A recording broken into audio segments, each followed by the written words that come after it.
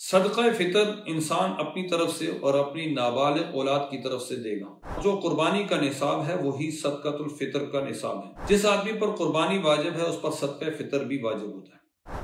بالغ اولاد کی طرف سے اور بیوی کی طرف سے دینا ضروری نہیں ہے۔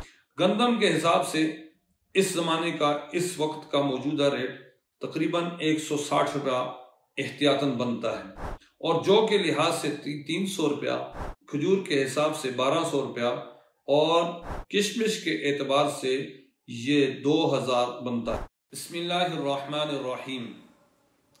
رمضان المبارک کے آخر میں اور شوال کے ابتدا میں اللہ تعالیٰ کی طرف سے مسلمانان پر ایک اور حکم متوجہ ہوتا ہے جس کا نام ہے صدقۃ الفطر۔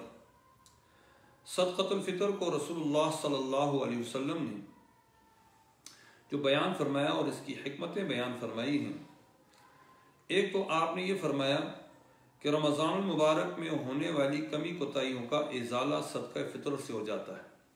جس طرح نماز کے اندر کمی کوتاہی ہو جاتی ہے تو اس کا ازالہ سجدہ صاف سے ہوتا ہے، اس طرح رمضان میں ہونے والی کمی کوتاہیوں کا کفارہ صدقہ فطر سے ادا ہو جاتا ہے۔ دوسری اس میں بڑی حکمت یہ ہے کہ رمضان المبارک کی قبولیت صدقہ فطر کے ادا کرنے سے مزید قوی ہو جاتی ہے۔ اور تیسری بات یہ ہے کہ عید کی جو خوشیاں ہیں اس میں یتیم، نادار، مسکین شریک ہو جاتے ہیں۔ صدقہ فطر ادا کرنے کی یہ بڑی 3 حکمتیں ہیں۔ صدقہ فطر کے لیے نصاب کیا ہے؟ زکوٰۃ کا نصاب اور ہے، قربانی کا نصاب اور ہے، اور جو قربانی کا نصاب ہے وہی صدقۃ الفطر کا نصاب ہے۔ زکوٰۃ کے نصاب میں 4 چیزیں نصاب کی مقدار کو پہنچ جائیں تو اس پر زکوٰۃ واجب ہوتی ہے۔ قربانی میں 5 چیزیں ہوتی ہیں: نقدی، سونا، چاندی، مال تجارت اور ضرورت سے زائد سامان۔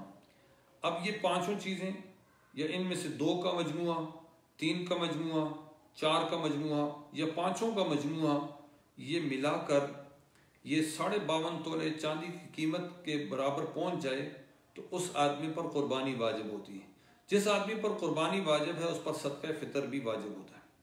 صدقہ فطر انسان اپنی طرف سے اور اپنی نابالغ اولاد کی طرف سے دے گا۔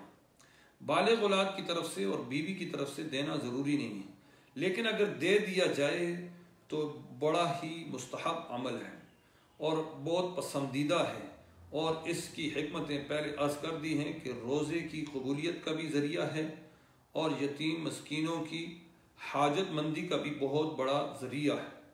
ان کی حاجت براری بھی ہو جاتی ہے، ان کی مشکلیں آسان ہو جاتی ہیں، اس لیے یہ دینا چاہیے۔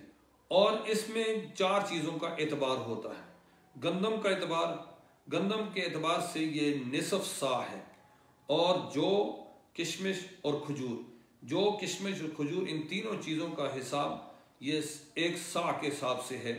گندم کے حساب سے اس زمانے کا اس وقت کا موجودہ ریٹ تقریباً 160 روپیہ احتیاطاً بنتا ہے، اور جو کے لحاظ سے 300 روپیہ، کھجور کے حساب سے 1200 روپیہ اور کشمش کے اعتبار سے یہ 2000 بنتا ہے۔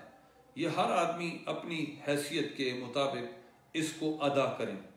صدقہ فطر کے ادا کرنے کی جو شرائط ہیں ان شرائط کو بھی انسان ملحوظ خاطر رکھے کہ کسی کو بطور اجرت کے نہ دے، یہ مالکانہ حقوق کے ساتھ فطرانہ ادا کیا جائے۔